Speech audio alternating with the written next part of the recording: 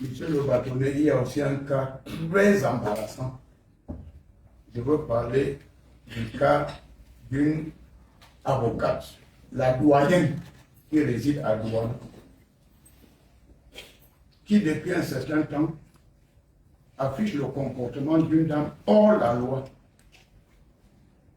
en posant des actes irresponsables qui visent à défier l'autorité de l'État.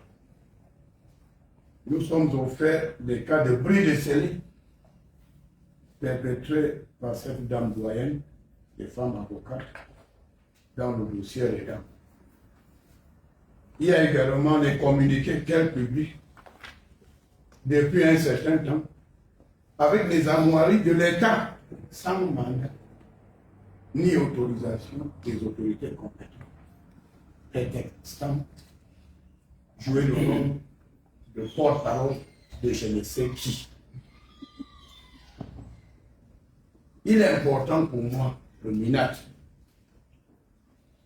de vous présenter et de présenter à monsieur le bâtonnier toutes ces violations flagrantes des règles de droit par vos confrères, afin que des mesures soient prises à votre niveau pour les nécessaires rappels à l'ordre. Monsieur le bâtonnier, c'est à vous de prendre le relais et de demander à vos confrères de rester les hommes et les femmes de droit en toutes circonstances, car ils sont des justiciables pour les propos qu'ils tiennent en dehors des audiences, comme tous ceux qui violent les lois de la République. Mr. Bâtonnier, I want to thank you for coming. Je pense simplement que la place des avocats, c'est d'abord dans les tribunaux et peut-être pour ceux qui sont les avocats d'affaires auprès des hommes d'affaires et non pas forcément sur les plateaux de télé et de radio en semaine où tout est dit sans le moindre contrôle.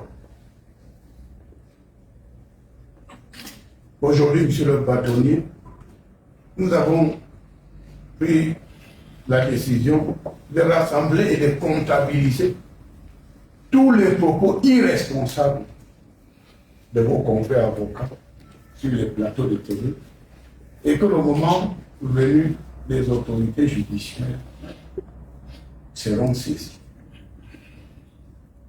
De violences et de pillages post-électoraux, dont d'autres ont été libérés sur caution des parents. Monsieur le bâtonnier de l'ordre des avocats,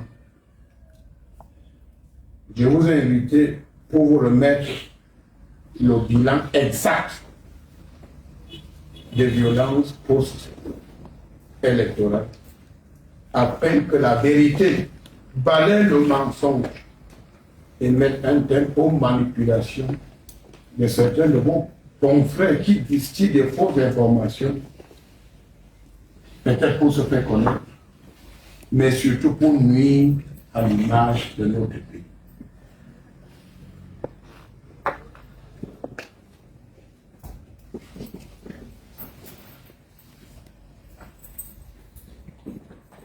La copie avant lecture. Vous allez donner à vos collaborateurs.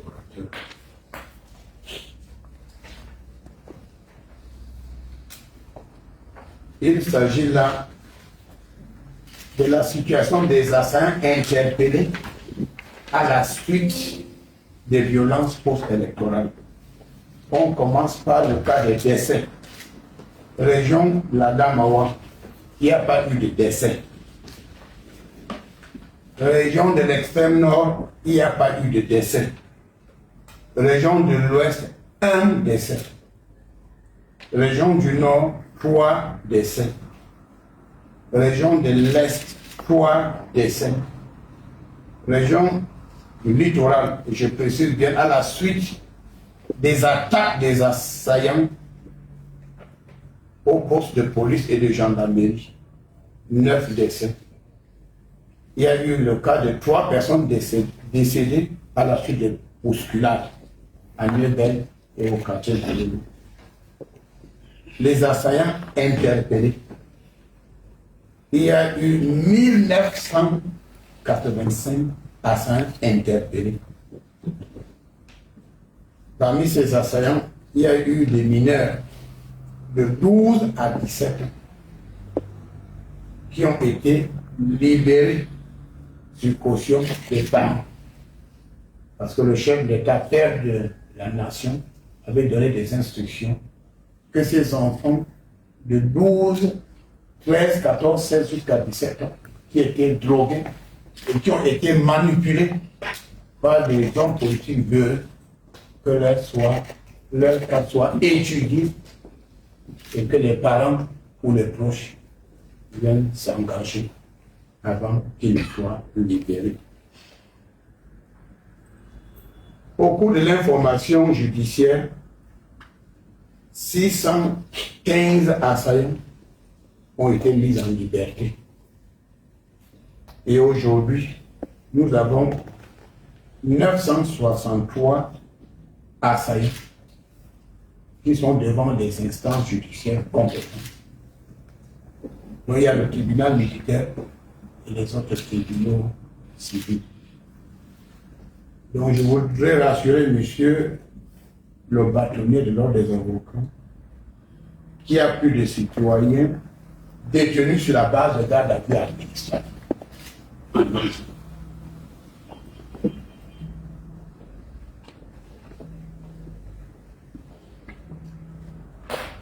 Ceci étant dit, monsieur le bâtonnier, nous constatons que plusieurs avocats dans les sorties médiatiques relayées par les médias nationaux et étrangers et plusieurs fois dans les réseaux sociaux continuent de publier les statistiques qui n'ont rien à voir avec la réalité.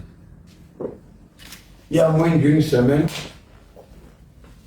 des avocats qui étaient interviewés par certains médias étrangers faisaient encore cas tantôt de 48 décès, tantôt de 60 décès et plus de 3000 personnes interpellées. Monsieur le bâtonnier, je voudrais dire que c'est du fake news et rien d'autre. Je voudrais aussi vous parler de certains de vos confrères qui occupent les espaces médiatiques chaque dimanche et même pendant la semaine, qui ont pour sport favori d'insulter les membres du gouvernement. D'autres avocats sont devenus les agences de notation qui distribuent des points sur tel ministre qui serait compétent et tel autre qui ne serait pas compétent. Le ministre de l'administration territoriale trouve ce comportement un peu étrange, parfois embêtant, voire même ridicule. Parce qu'au Cameroun, la seule agence de notation des membres du gouvernement, c'est bien son Excellence, M. Paul Biya, président de la République, chef de l'État, qui nomme les membres du gouvernement et qui connaît au détail près la compétence et l'engagement politique de chacun et chacune de l'ordre des avocats du Cameroun. Je voudrais d'abord, avant toute chose, vous saluer et vous dire comment nous sommes heureux de vous accueillir au ministère de l'administration territoriale. Vous et votre délégation, que malgré votre agenda qui est généralement très chargé, vous avez un budget utile. Je répondre à l'invitation du ministre de l'administration territoriale. Monsieur le bâtonnier, je vous ai convié à cette réunion au ministère de l'administration territoriale pour attirer votre attention sur un certain nombre d'actes incompréhensibles posés par les avocats. Donc, le but serait, je pense, de nuire à la réputation du Cameroun. Comme nous le savons tous, l'élection présidentielle du 12 octobre dernier s'est déroulée globalement dans le calme, la sérénité et surtout dans un environnement sécurisé. Malheureusement, dès la fermeture des bureaux de vote, 2 Camerounais qui se réclament de l'Union pour le changement ont signé et publié un communiqué abondamment relayé dans les réseaux sociaux annonçant la prétendue victoire d'un candidat. Aujourd'hui, l'un des signataires de ce message illégal est décédé et le co-auteur est en détention préventive. Par la suite, ce candidat lui-même se autoproclamé vainqueur du scrutin présidentiel en violation de tous les textes qui encadrent le processus électoral. Plus grave, ce candidat irresponsable, mauvais perdant, a invité ses partisans à perpétrer les actes de vandalisme et de pillage dans certaines localités du pays pour soi-disant protéger cette prétendue victoire qui en réalité était un mouvement insurrectionnel savamment planifié avec les ennemis de la République. Ce candidat, aujourd'hui en fuite, a recruté des jeunes et des personnes âgées, parmi lesquelles plusieurs repris de justice, qui ont orchestré les scènes de pillage et de vandalisme, ayant fortement perturbé l'ordre public. Les assaillants drogués et recrutés par ce candidat mauvais perdant ont attaqué, saccagé et incendié des sous-préfectures, des brigades de gendarmerie, des commissariats de police, des domiciles privés, des bureaux d'élections, des stations-service dans certains arrondissements du pays. Plus grave, ces assaillants drogués qui agissaient en bande organisée ont attaqué nos forces de défense et de sécurité dans leur base et ont blessé certains qui, malgré cette provocation, ont gardé leur sang-froid. Grâce au professionnalisme de nos forces de défense et de sécurité, l'ordre a été vite rétabli dans quelques localités des régions du nord, de l'extrême nord, du littoral de l'est de la Damawa et du centre dans une moindre mesure. Il faut préciser que ce sont ces assaillants dangereux contre lesquels les gardes à vue administratifs ont été ordonnés par les autorités compétentes.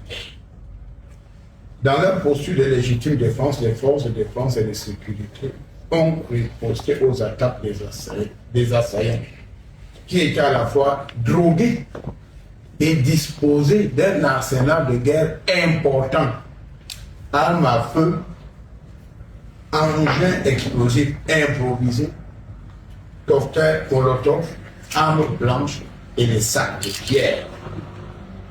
Durant ces affrontements, il y a eu des pertes en vie humaine. Après la tournée que le MINAT a effectuée dans les régions ayant connu des scènes de violence post-électorales, le MINAT a communiqué au public les chiffres exacts des personnes décédées par région, la liste des personnes interpellées la liste des mineurs, le